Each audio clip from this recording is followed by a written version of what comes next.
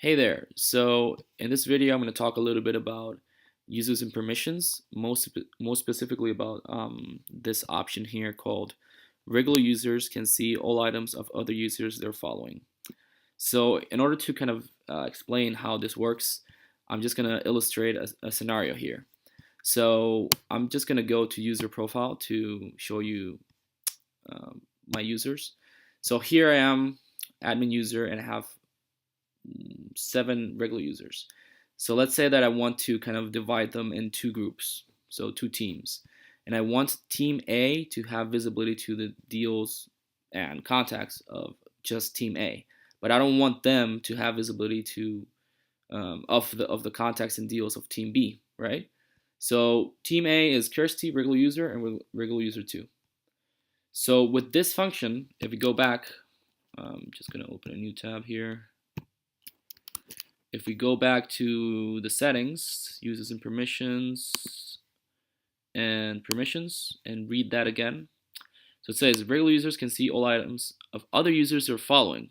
So in essence, this means that within the user profile, you can make users follow each other. So if this is turned on, then you can go there and just click on your users. So I'm going to start with regular user 1. And I'm gonna make him. I'm gonna make like the users from Team A. He's part of Team A. Follow him. So if I add regular user 2, and I also add Kirsty. Unfortunately, Kirsty is a real person. I don't have access to her account, but I do have access to regular user 2's account. So this means that regular user 2 will see regular users' deals. So if I quickly go to regular user 2's profile, not profile, but account, you'll see here that I actually haven't refreshed. So he only sees his deals. And you can see that because his image is kind of red here, right? And those are his deals. So I'm also going to quickly show you, before refreshing, I'm going to quickly show you the account of regular user 1, right? That's on my other browser. So here you see his deals within the Spanish pipe, right? So all these deals. So I'm going to go back and hit refresh here. So now you see that regular user 2 has access to regular user 1's deals as well. And he sees a mix of all the deals because he's on everyone. So he should also, let me just go back to understand what it did. So Kirsty is also has access to, okay, I don't have access to Kirsty's account. So anyway, this is basically how you do that. And then in order to kind of complete the whole task, because you want everybody from the team A to see each other's deals, then you have to go to regular user 2 and to make Kirsty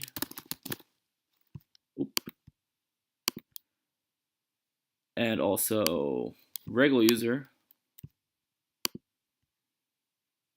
follow each other, follow like regular user 2. And then once you've done that, you go to Kirsty and make those other 2 users follow her, right? So that's basically how that works.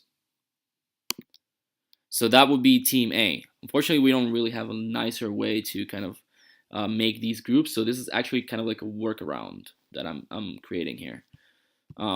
Quite complicated, but if you kind of understand how this function works, you can actually make a workaround for these, this idea of having 2 separate groups of regular users that see their own data, but not the data from each other's groups.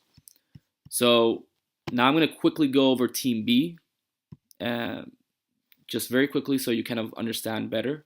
So I'm going to start with Anastasia, and again, Anastasia, Annie, and Evelina that's going to be Team B. So I'm going to just go quickly. First user, and I add Annie, and I add Evelina. Done. Then we go with Annie.